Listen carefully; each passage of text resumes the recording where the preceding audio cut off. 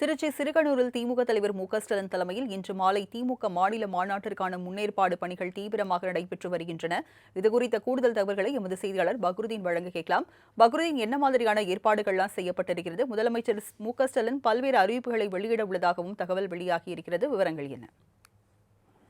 அதிலட்சுமி, அதாவது திருச்சியில் இன்று சிறுகானூர் பகுதியில் மாநாடு என்பது திமுக மாநில மாநாடு என்பது நடைபெறுகிறது.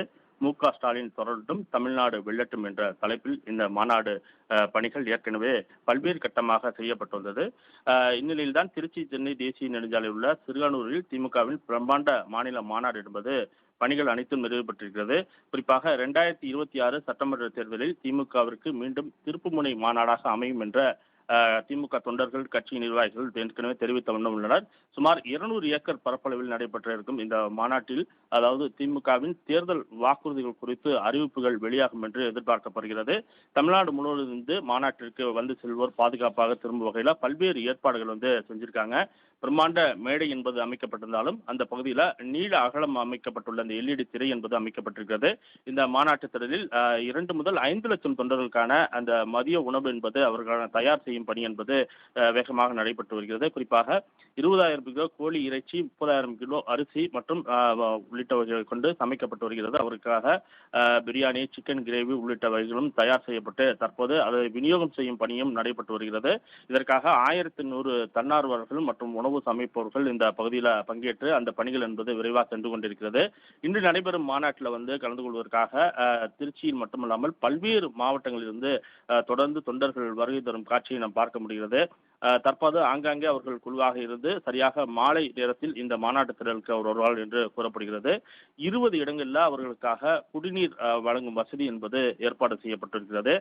மாநாடு நடைபெறும் பார்வையாளர் அமரும் பகுதி என்பது 400 ஏக்கரில் அமைக்கப்பட்டிருக்கு. இவர்களுக்காக 30,000 வாகனங்கள் இந்த பகுதிக்கு வரும் என்று எதிர்பார்த்த நிலையில் அவர்களும் வாகனம் நிறுத்துவதற்காக 200 ஏக்கர் பரப்பளவில் இடம் என்பது தயார் செய்யப்பட்டு அந்த பணிகளும் என்பது நிறைவு. தற்போது மாநாடு என்பது தயார் நிலையில் இருக்கிறது. இன்று மாலை மாநாடு துவங்கியது. அதுக்கு முன்னாடி கலை நிகழ்ச்சிகளாம் இருக்கு. இந்த மாநாடு வருபவர்களுக்கு 5 லட்சம் லிட்டர் கொள்ளளவு கொண்ட குடிநீர் தொட்டிகளும் அங்கங்கே அவர்கள் வைத்த காட்சியை பார்க்க முடிகிறது. 12வது மாநில மாநாட்டிற்கு 10 லட்சம் பேர் வருவார்கள் என்று எதிர்பார்க்கப்பட்ட நிலையில்தான் தற்போது 5,000 பார்வையாளர்கள் வரையிலும் அந்த மாநாட்டு திடலில் ஒவ்வொரு பாக்ஸாக அமைக்கப்பட்டு அந்த ஒவ்வொரு பாக்ஸ்லையும் 5,000 பேர் அமரக்கூடிய வகையில் அந்த ஏற்பாடு என்பது செய்யப்பட்டு 3 லட்சம் இருக்கைகள் உள்ளே அமைக்கக்கூடிய காட்சிகள் நமது பார்க்க முடிகிறது. மாநாட்டின் தொடக்கமாக திமுகவின் கொடியை ஏற்றுவதற்காக 110 அடி உயர கொடி கம்பம் என்பது பிரம்மாண்டமாக அமைக்கப்பட்டிருக்கிறது. பொதுக்கூட்ட நிகழ்வை ஒளிபரப்ப 300 அடி தொலைவுக்கு பிரம்மாண்ட LED திரைகளும் அமைக்கப்பட்டிருக்கிறது. மேலும் இந்த பகுதியில் இன்று மாலை தமிழக முதல்வர் உள்ளே வந்த பிறகு அவர் ராம்ப் வாக் செய்வதற்காக 500 மீட்டர் தூரம் அந்த ராம்ப் வாக் பணிகளும் நடைபெற்று வருகிறது. தமிழக முதல்வர் சரியாக திமுகவின் கட்சியின் தலைவரும் தமிழக முதல்வரான மு.க.ஸ்டாலின் அவர்கள் இந்த பகுதிக்கு மாலை மாலை 5 மணிக்கு அந்த கொடியை ஏற்றுகிறார். அதனைத் தொடர்ந்து தலைவர்கள் மத்தியில் உரையாற்றுகிறார், தொண்டர்கள் மத்தியில் உரையாற்றுறார். அதற்கு முன்பாக அந்த ராம்ப் வாக் நிகழ்ச்சியும் நடத்தப்படுகிறார் என்று ஏற்கனவே நகராட்சி நிர்வாகத்தின் அமைச்சர் KN அவர்கள் தெரிவித்திருந்தார்கள். அதன்படி தற்போது அனைத்து பணிகளும் முடிவடைந்திருக்கிறது. கடந்த 2021 சட்டமன்ற தேர்தலை திமுக சந்திக்கும் முன்பே இதே இடத்துல அந்த மாநாடு நடத்தி அதிக வாக்குகள் பெற்று ஆட்சி அமைத்திருந்தாலும் இந்த மாநாட்டில் அவர்கள் முக்கிய அறிவிப்பை வெளியிடுவார். தேர்தல் வாக்குறுதியாக இருந்தாலும் மற்ற அறிவிப்பாக இருந்தாலும் முக்கிய அறிவிப்பை இந்த பகுதியில் வெளியிடுவார் என ஏற்கனவே அமைச்சர் அவர்கள் தெரிவித்திருந்தார்கள். தொடர்ந்து மாநாட்டு பணி என்பது நிறைவு பெற்றிருந்தாலும் அந்த ராம்ப் வாக் பணி என்பது, அந்த மேடை அமைக்கும் பணி என்பது தற்போது விறுவிறுப்பாக நடைபெற்று வருகிறது.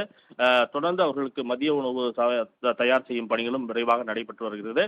தொடர்ந்து தொண்டர்கள் தற்போது திருச்சி மதுரை தேசிய நெடுஞ்சாலை, திருச்சி சென்னை தேசிய நெடுஞ்சாலை, அதே போன்று டெல்டா பகுதியிலிருந்து வரக்கூடிய வாகனம் என அனைத்து பகுதியிலுமே தற்போது வாகனங்கள் வர துவங்கி இருக்கிறது.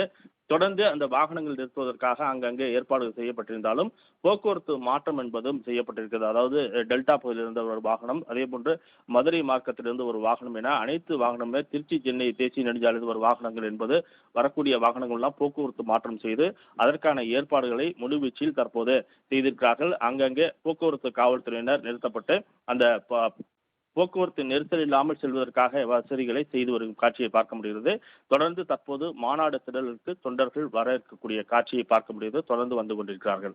ராஜலட்சுமி, திமுக மாநில மாநாடு இன்று மாலை நடைபெறுகிறது. அதற்கான பணிகள் நடைபெற்று வருகிறது. விவரங்களை வழங்கியதற்கு நன்றி பக்ருதீன்.